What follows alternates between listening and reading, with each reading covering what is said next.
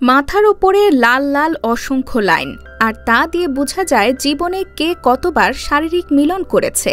এই গল্পে এক মেয়ের কাছে এমন একটি চশমা আছে যা চোখে দিলেই মানুষের মাথায় লাল লাইন ওঠে। যারা জীবনে একবার হলেও শারীরিক সম্পর্ক করেছে তাদের মাথায় এই লাল লাইন ওঠে, আর যার মাথায় যত বেশি লাল লাইন আছে সে ততবার ইন্টিমেট হয়েছে। আবার এই লাইন কার সাথে কার শারীরিক সম্পর্ক হয়েছে সেটাও কানেক্ট করে দেখায়। তো দেরি না করে চলুন শুরু করা যাক ভাইরাল হওয়া এই অসাধারণ মিস্ট্রি থ্রিলার গল্পে। গল্পের শুরুতে আমরা হিউন হোপ নামের একটি মেয়েকে দেখি, যে কিনা বহু বছর ধরে নিজেকে পৃথিবী থেকে বিচ্ছিন্ন করে রেখেছে। সে একটি অ্যাপার্টমেন্টে নিজেকে তালাবদ্ধ করে রাখে সব সময়, কারণ ছোটবেলা থেকেই হিউন লাল রেখা দেখার ক্ষমতা নিয়ে জন্মায়, যা তাকে বাকিদের থেকে আলাদা করে তোলে। হিউন যখন ছোট ছিল তখন সে কখনোই এই লাল লাইনগুলোর অর্থ জানত না। মানে সে তখন বুঝত না যে এই লাল লাইন আসলে মানুষের ইন্টিমেট হওয়ার সংখ্যা। এমনকি সে তার বাবা মায়ের মাথাতেও এরকম লাল লাইন দেখতে পেত। প্রথম হিউন সেগুলো সরানোর চেষ্টা করলেও তা কিছুতেই সরানো যেত না, আর তার এই অদ্ভুত ক্ষমতার কথা কেউই জানত না। ছোটবেলায় না বুঝলেও হিউন যত বড় হতে লাগলো সে বুঝতে পারে যে এটা সাধারণ কোনো বিষয় না। এই লাল লাইনগুলো এমন এক সংকেত যা একজন ব্যক্তির গোপন সম্পর্ক এবং পরকীয়ার সম্পর্ক প্রকাশ করে। কিন্তু একদিন হঠাৎ করেই হিউনের মা জেনে ফেলে হিউনের এই অদ্ভুত ক্ষমতার কথা, যার কারণে হিউনের মা লজ্জায় এবং ডিপ্রেশনে পড়ে তার স্বামীকে অর্থাৎ হিউনের বাবাকে খুন করে বসে। যতই হোক, মেয়ের সামনে এটা প্রকাশ পাওয়া যেমন লজ্জার বিষয় তেমনি ভয়েরও, কারণ সে যদি নতুন করে তার হাজব্যান্ডের সাথে আবার ইন্টিমেট হয় তাহলে তার মেয়ে বুঝে ফেলবে। যাই হোক, এই খুনের পর হিউন তার মায়ের হাতে তার বাবার রক্ত দেখতে পায়। সে তখনই বুঝতে পারে যে তার এই অলৌকিক ক্ষমতা অনেক মানুষের জীবন কেড়ে নেবে সামনে। কিন্তু ঘটনা কি আসলেই তা হবে, নাকি হিউন এই ক্ষমতা নিয়ে সুযোগ নেবে, সেটা একটু গভীরে গেলেই বুঝবো আমরা। তো হিউন এবার সিদ্ধান্ত নেয় যে সে এখন থেকে এইসব নিয়ে কোনো কথাই কাউকে জানাবে না। তাই সে সমাজ থেকে নিজেকে বাদ দিয়ে একটি ছোট অ্যাপার্টমেন্টে থাকতে শুরু করে। সে এই সব কিছু নিয়ে এতটাই ভয় ছিল যে মাঝে মাঝে নিজের জীবন শেষ করে ফেলার চেষ্টা করত, কিন্তু কোনো এক অলৌকিক কারণে তার সকল প্রচেষ্টা বারবার ব্যর্থ হয় আর সে বেঁচে যায়। অবশেষে হিউন ভাবতে শুরু করে মানুষের মাথার ওপর এই লাল লাইনগুলো সে কেন দেখছে, এর উদ্দেশ্যটা আসলে কি? এগুলো কি কেবল সেই দেখতে পায়, নাকি তার মতো আরও কেউ আছে যারা এই লাইনগুলো দেখতে পায়? এরকম অদ্ভুত কিছু প্রশ্ন সবসময় হিউনকে তাড়া করে বেড়াত, আর সে সবসময় এটা জানার চেষ্টা করে যে কোনো না কোনো উপায় তো অবশ্যই আছে যাতে সে এই লাল লাইনগুলো দেখা বন্ধ করতে পারবে। তো হিউন যে অ্যাপার্টমেন্টে থাকে ঠিক তার বিপরীত অ্যাপার্টমেন্টে এক ভদ্রমহিলা বাস করে। একদিন সে ভদ্রমহিলা জানলা দিয়ে হিউনকে দেখে। যেহেতু মহিলাটিও একা সময় কাটাতো তাই সে হিউনের সাথে বন্ধুত্ব করার চেষ্টা করে, কিন্তু হিউন যেমনি তার সামনে যায় তখনই সে ভদ্রমহিলার মাথায় অনেকগুলো লাল লাইন দেখতে পায়, তাই সে মহিলাটিকে এড়িয়ে যায়। এরপর মহিলাটি হিউনের কাছে আসে দেখা করতে, কিন্তু হিউন অনেক দিন ধরে ঘর থেকে বের হয় না, তার জন্য সে দরজাও খোলে না। তাই ওই মহিলাটি হিউনের জন্য আনা ফল তার দরজার কাছে রেখে সেখান থেকে চলে যায়। তার চলে যাওয়ার পর হিউন ফলগুলো ঘরে নিয়ে আসে আর সেগুলো খেতে থাকে। এই ফলগুলো হিউনের কাছে খুব সুস্বাদু মনে হয়, কারণ বহু বছর ধরে সে তাজা কোনো খাবার খায় না। সে শুধু অনলাইনে অর্ডার করা খাবার আর ফাস্টফুড খেত। এবার আমরা এক স্কুল ছাত্রী কাং সিয়ন আকে দেখি, যে কিনা প্রায় স্কুলে বুলিংয়ের শিকার হতো। তাদের এক ক্লাসমেটের নাম কিম ইয়ং, যে ক্লাসের মধ্যে সবচেয়ে বেশি জনপ্রিয়। সব মেয়েরা তাকে ভয় পেত। তো একদিন সেই কিম ইয়ং সিয়ন আকে ডেকে কিছু টাকা আনতে বলে, কিন্তু সিয়না টাকা না আনায় কিম ইয়ং তাকে ভীষণ মারধর করে। এরপর সে সিয়নকে বলে যে তুমি কি ভেবেছিলে তোমার আঙ্কেল একজন গোয়েন্দা হওয়ায় আমার হাত থেকে পালাতে পারবে, কিন্তু আমি তোমার আঙ্কেলকে গোনায় ধরি না। এরপর ইয়ং তাকে আরও জোরে আঘাত করে এবং বলে, খবরদার, আমাদের সম্পর্কে যদি কিছু কাউকে বলো তাহলে আমার চেয়ে খারাপ আর কেউ হবে না। এবার আমরা সিয়ন আর আঙ্কেল হান জি উককে দেখি, যিনি একজন গোয়েন্দা কর্মকর্তা। তবে সিয়ন আর তার আঙ্কেলের তেমন ভালো সম্পর্ক ছিল না। বন্ধুরা, গল্পের থ্রিলার এখান থেকেই শুরু। তাই মনোযোগ দিয়ে নামগুলো এবং পুরোটা বোঝার চেষ্টা করলে আপনার মাথা আউলায় যেতে পারে এই গল্প শুনে। তো একদিন হান জিউক একটি খুনের তদন্ত করতে শহরের একটা অ্যাপার্টমেন্টে যায়।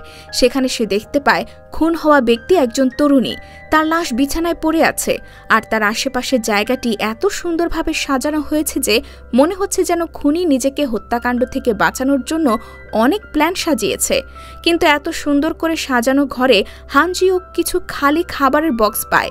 এটা দেখে সে ক্লু খুঁজে পায়।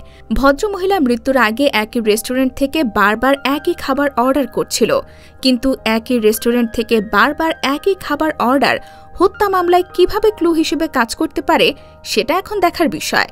তারপর একজন অফিসার সেখানে আসে আর তাকে বলে যে আশেপাশের লোকেরা অনেকবার ডেলিভারি বয়কে এখানে আসতে দেখেছিল এবং গত রাতেও একই ডেলিভারি বয় শেষবারের মতো অ্যাপার্টমেন্টের দিকে এসেছিল।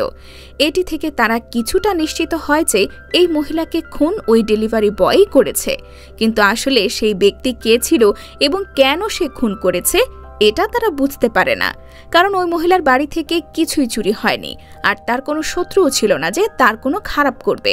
এরপর হান জিউক ডিটেকটিভ ডংকে মহিলার প্রেম জীবন সম্পর্কে জিজ্ঞাসা করে। হতেও পারে এটা কোনো পরকীয়া ঘটিত কেস। ডিটেকটিভ ডং জানায় এই মহিলার একজন ব্যক্তির সাথে প্রেম ছিল, কিন্তু 1 বছর আগে দুজনের ব্রেকআপ হয়ে যায়। এটা শুনে হান জিউক সেই ব্যক্তির সম্পর্কে যাবতীয় তথ্য খুঁজে বের করতে বলে। এদিকে হিউন বাড়িতে বসে একই খুনের মামলার খবর দেখছে। ওই খবরের নিউজ রিপোর্টার বলছে যে পুলিশ এই খুনের মামলায় একজন ডেলিভারি বয়কে সন্দেহ করছে। তারপর হিউন হঠাৎ লক্ষ্য করে যে ঠিক এই সময় রিপোর্টারের পেছন দিয়ে একজন ডেলিভারি বয় যাচ্ছে, কিন্তু হিউন এই ডেলিভারি বয়কে দেখে হতবাক হয়ে যায়, কারণ ডেলিভারি বয়ের মাথায় শুধুমাত্র একটা লাল দাগ ছিল।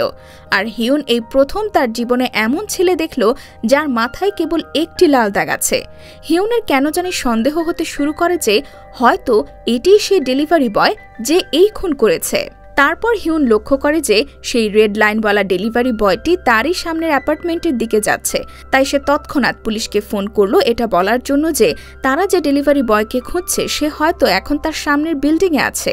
কিন্তু পুলিশকে আর কোনো তথ্য দেওয়ার আগেই সে বুঝতে পারে যে ওই ডেলিভারি বয়টা আসলে তার পাশের অ্যাপার্টমেন্টের মহিলার বয়ফ্রেন্ড, যে মহিলাটি কয়দিন আগে হিউনের সাথে বন্ধুত্ব করতে চেয়েছিল, তাকে ফল দিয়ে গিয়েছিল। তো সেই মহিলার ঘরে ডেলিভারি বয় ঢোকে আর তারা সেখানে শারীরিক মিলন করে। আর যখন ডেলিভারি বয় বের হয়ে আসে তখন হিউন তার মাথায় 2টা লাল লাইন দেখতে পায়, যার মাধ্যমে সে বুঝে ফেলে ওই মহিলা আর ডেলিভারি বয় ইন্টিমেট হয়েছিল। তো পরের দিন আমরা দেখতে পাই যে হান জিউক তার নিজের বাড়িতে এসে দেখে যে সিয়ন আ অনেকদিন ধরে স্কুলে যাচ্ছে না। এবার সিয়না তার আঙ্কেল হান জিউকের কাছে কিছু টাকা চায়। সেই সময় হান জিউকের কাছে যত টাকা ছিল তার সবই সে সিয়নাকে দিয়ে দেয়, কিন্তু সিয়না তার আঙ্কেলের কাছে আরও টাকা চায়। তখন হান জিউক তাকে জিজ্ঞেস করে, তুমি এই টাকা কেন চাও? এত টাকা দিয়ে কি করবে? এবার হান জিউকের সন্দেহ হয় আর সে সিয়নার মুখে এবং শরীরে আঘাতের চিহ্ন লক্ষ্য করে। তাই সে সিয়নাকে জিজ্ঞেস করে, কেউ কি তোমাকে মেরেছে? কিন্তু সিয়না তার প্রশ্নের উত্তর দেওয়ার পরিবর্তে তাকে খুব রূঢ়ভাবে বলে যে তুমি আমাকে কত টাকা দিতে পারবে বলো, এবং এটা বলে সে সেখান থেকে নিজের রুমে চলে যায়। এবার হান জিউক তার বারান্দায় এসে দাঁড়ায়। এ সময় তার চোখ পড়ে সামনের ভবনের হিউনের অদ্ভুত অ্যাপার্টমেন্টের দিকে। এ সময় ডিটেকটিভ ডংও তাকে ফোন করে বলে যে গত রাতে সেই অ্যাপার্টমেন্ট থেকে কেউ একজন তাকে ফোন করে বলে সে নাকি ডেলিভারি বয় সম্পর্কে কিছু বলতে চায়। এটা শুনে হান জিউকের হিউনের অ্যাপার্টমেন্ট নিয়ে কৌতূহল জাগে, তাই সে হিউনকে জিজ্ঞাসাবাদ করার জন্য তার অ্যাপার্টমেন্টে যায়। কিন্তু যখন হিউন তাকে দরজার বাইরে দেখতে পায় তখন সে হান জিউকের মাথায় অনেকগুলো লাল লাইন দেখে, তাই সে এতে ভয় পেয়ে যায় আর দরজাও খোলে না। তারপর হিউনের একজন প্রতিবেশীও এসে তাকে বলে যে এই মহিলা কখনো তার অ্যাপার্টমেন্ট থেকে বের হন না, তাই তার থেকে কিছু জানা বা সাহায্যের আশা করা বোকামি। কিন্তু হান জিউক একজন গোয়েন্দা, তাকে জানতেই হবে। তাই সেই ব্যক্তি চলে যাওয়ার পর হান জিউক অনেক কষ্টে হিউনের সাথে কথা বলে। সে হিউনের থেকে সেই হত্যাকাণ্ড সম্পর্কিত তথ্য সংগ্রহ করার চেষ্টা করে। হান জিউক বলে যদি সে তাদের সাথে সহযোগিতা করে তাহলে কারো জীবন বাঁচানো যাবে। এবার হিউন দরজাটা একটু খোলে, তাকে বলে যে আমি রাতে ভুল করেছি। যে ব্যক্তির সম্পর্কে আমি পুলিশকে জানিয়েছিলাম সে আসলে সেই মহিলার একজন বয়ফ্রেন্ড ছিল। আসলে যে অ্যাপার্টমেন্টটি সম্পর্কে হিউন কথা বলছে সেটা হানজিউকের ঠিক উপরের তলায়। এই কারণেই হানজিউক একটু হতবাক হয় এবং সেই ব্যক্তির সাথে সম্পর্কিত আরও তথ্য সংগ্রহ করার চেষ্টা করে, কিন্তু হিউন তো ভয়ে আবার দরজা বন্ধ করে দেয়। তো রাতে যখন ডিটেকটিভ ডং এই মামলাটি নিয়ে হানজিউকের সাথে আলোচনা করছিল, তখন সে তাকে বলে যে মহিলার সাথে যার রিলেশন ছিল, মানে তার প্রাক্তন প্রেমিকও সেই একই ভবনে থাকে, অর্থাৎ হানজিউকের বাসাতেই। যখন ডং তাকে সেই ব্যক্তির ছবি দেখায়, তখন হানজিউকের মনে পড়ে এটাই সেই ব্যক্তি যার সাথে আজ বিকেলে তার দেখা হয়েছিল হিউনের বাসার বাইরে। তারপর দুজনে সিদ্ধান্ত নেয় সে ব্যক্তিকে ধরে এনে জিজ্ঞাসাবাদ করবে, হয়তো এর মাধ্যমে তারা কোনো ক্লু পেতে পারে। তারপরই হানজিউকের ফোনে একটা কল আসে আর সে জানতে পারে যে তার বাবা, যে কিনা দীর্ঘদিন ধরে হাসপাতালে ভর্তি ছিল, সে হঠাৎ গায়েব হয়ে গেছে। এই কথা শুনে হানজিউক সবকিছু ছেড়ে তৎক্ষণাৎ হাসপাতালে ছুটে যায়। সে গিয়ে দেখে তার বাবা ছাদে আত্মহত্যার চেষ্টা করছে। আর এই সব ঘটনার মাঝেই ডং একাই সেই ব্যক্তিকে জিজ্ঞাসাবাদ করতে যায়, কিন্তু যখন সে সেখানে পৌঁছায় তখন সে দেখতে পায় ওই ব্যক্তির অ্যাপার্টমেন্ট সম্পূর্ণ অন্ধকারে ডুবে আছে। ডং সেই অ্যাপার্টমেন্টের ভেতরে ভালো করে দেখতে যায়, তখন সেখানে একটা অদ্ভুত রুম খুঁজে পায় সে। সেখানে চারপাশে এত লাল লাইন আছে যে পুরো ঘরটা লাল হয়ে গেছে। এরপর ডং দ্রুত হানজিউককে ফোন করে সবকিছু বিস্তারিত বলতে থাকে। তখনই অন্ধকারে লুকিয়ে থাকা ব্যক্তিটা ডংয়ের উপর আক্রমণ করে, আর ফোনে থাকা হানজিউক সাথে সাথেই বুঝতে পারে যে ডংয়ের জীবন বিপদের মধ্যে রয়েছে।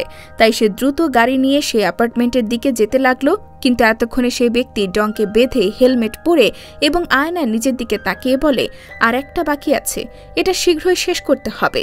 এরপর লোকটি সেই ডেলিভারি বয়ের মতো সাজে সেই হিউনের পাশের অ্যাপার্টমেন্টের ভদ্রমহিলার বাড়ির দিকে যেতে শুরু করে, আর এটা হিউন তার বাসা থেকে দেখতে পায়। হিউন বুঝে ফেলে যে মহিলার জীবন ঝুঁকিতে রয়েছে, তাই সে তাকে বাঁচানোর জন্য একটা ছুরি নেয় আর ঘর থেকে বের হওয়ার চেষ্টা করে। কিন্তু সে এত বছর ধরে ঘর থেকে বের হয়নি, তাই বাইরের জগতে তার বেঁচে থাকা অনেক বেশি কঠিন হয়ে ওঠে। সবকিছু যেন কেমন অস্বস্তিকর লাগছিল তার কাছে। তাই সে একটু এগিয়ে যেতে মাথা ঘুরে নিচে পড়ে যায়, আর এতক্ষণে ব্যক্তিটি সেই মহিলার কাছে পৌঁছে যায়। মহিলাটি তাকে দেখার পর একটু অবাক হয়ে যায়, কারণ সেই ব্যক্তিটি ছিল তার প্রাক্তন প্রেমিক। এখানে দেখা যায় এই ব্যক্তির মাথায় লাল দাগ লাইনটি ভদ্রমহিলার সাথে সংযুক্ত। এখানে আমরা বুঝতে পারি যে সেই ব্যক্তিটিও হিউনের মতো লাল দাগগুলো দেখতে পেত। তাই সে যখন বুঝত তার প্রেমিকা তাকে প্রতারণা করেছে, তখন সে প্রতিশোধ নিতে তাকে হত্যা করতে চলে আসে। কিন্তু এর মাঝেই হিউন সেখানে পৌঁছে যায় আর তাকে বাধা দেওয়ার চেষ্টা করে তাকে থামায়। হিউন তার দিকে ছুরি তাক করে, কিন্তু সে তাকে মারতে পারে না, কারণ তার হাত কাঁপতে শুরু করে দেয়। এই সুযোগে ওই ব্যক্তি হিউনকে সেই ছুরি দিয়ে আঘাত করে এবং তারপর তার প্রেমিকাকে শ্বাসরোধ করে খুন করার চেষ্টা করে। তবে হিউন আবার সেই ব্যক্তিকে আক্রমণ করে। এতে লোকটির চশমা পড়ে যায় এবং সে পাগলের মতো চশমা খুঁজতে শুরু করে, কারণ সে চশমা ছাড়া কিছু ভালো মতো দেখতে পায় না। এরই মাঝে হানজিউক সে অ্যাপার্টমেন্টে পৌঁছে এবং সে হিউনের অ্যাপার্টমেন্ট খোলা দেখতে পায়। তারপর ভেতরে গিয়ে দেখে যে কিছু আছে কিনা, কারণ বছরের পর বছর ধরে বের না হওয়া হিউনের অ্যাপার্টমেন্ট এভাবে খোলা পাওয়া সাধারণ কথা নয়। সে পুরো অ্যাপার্টমেন্ট ঘুরে কিছু অদ্ভুত জিনিস দেখে। তারপর যখন হানজিউক জানালার কাছে আসে, তখন সে দেখতে পায় যে তার সামনের অ্যাপার্টমেন্টে চশমা পরা ব্যক্তি চশমা পাবার পর আবার সেই মহিলার উপর আক্রমণ চালাচ্ছে। মহিলা নিজেকে তার হাত থেকে বাঁচানোর জন্য অনেক চেষ্টা করে। হিউনও মহিলাকে বাঁচাতে চেষ্টা করে আর ওই লোককে ছুরি দিয়ে আঘাত করে। তখন মহিলাকে ছেড়ে ওই ব্যক্তি হিউনকে আক্রমণ করতে যায়, কিন্তু এরই মাঝে হানজিউক সেখানে চলে আসে আর তাকে গুলি করে দেয়। সেই ব্যক্তি মারা যাওয়ার সময় তার মাথা থেকে সেই লাল লাইনটি সরে যেতে দেখে, যেটা দেখে লোকটি খুশি হয় আর বলে, অবশেষে আমি আর লাল লাইনগুলো দেখতে পাবো না। কিন্তু তার এসব কথা হিউনকে ভাবায়, কারণ এখন পর্যন্ত সে শুধু এটাই জানতো যে ওই লাল লাইনগুলো সে ছাড়া অন্য কেউ দেখতে পায় না। তাহলে কি এই লোকও লাল লাইনগুলো দেখতে পায়? এ সময় তার মনে পড়ে যে সেই ব্যক্তি হন্তদন্ত হয়ে চশমা খুঁজছিল। তো সেই ব্যক্তি কি ওই চশমার মাধ্যমে লাল লাইনগুলো দেখতে পেত? এই সব কিছু থেকে হিউনের মনে আরেকটি সাসপেন্স তৈরি হয়। এই কারণেই সে হানজিউককে সে ব্যক্তির সাথে সম্পর্কিত তথ্য সংগ্রহ করার জন্য বলে। সেখান থেকে বের হবার সময় হিউন সিওনার মুখোমুখি হয়, আর তাকে দেখে কোনো এক কারণে সে খুব অদ্ভুত আচরণ করে। তো বাড়ি গিয়ে হানজিউক তার ভাস্তে সিওনাকে জিজ্ঞেস করে, তুমি কি হিউনকে চেনো? সিওনা তাকে বলে যে হিউন মিডল স্কুলে তার ক্লাসমেট ছিল, কিন্তু হঠাৎ করে একদিন তার মা তার বাবাকে খুন করে। এরপর হঠাৎ করেই তারা উধাও হয়ে যায়। আর স্কুলে আসেনি। এদিকে আমরা হিউনকে দেখতে পাই, সে ভাবছে যে তার জীবনে এই প্রথমবারের মতো তার ক্ষমতার কারণে কারো জীবন রক্ষা পেয়েছে। এ সময় একটি অপরিচিত নম্বর থেকে সে মেসেজ পায়, যে মেসেজে লেখা, তুমি যে পৃথিবী দেখছো আমিও তাই দেখছি, তাই যদি তুমি এটা সম্পর্কে আরও জানতে চাও তাহলে স্কুলে এসে দ্রুত আমার সাথে দেখা করবে। আর এখানেই শেষ হয় লাল লাইনের প্রথম পর্ব। তবে বন্ধুরা, এর কিন্তু আরও পর্ব আছে। যদি আপনাদের পছন্দ হয়ে থাকে তবে আমাকে জানান, আমি খুব দ্রুত টানা বাকি পর্বগুলো দেব। আর লাইক, সাবস্ক্রাইব এবং কমেন্ট করে আমার পাশে থাকুন। ধন্যবাদ।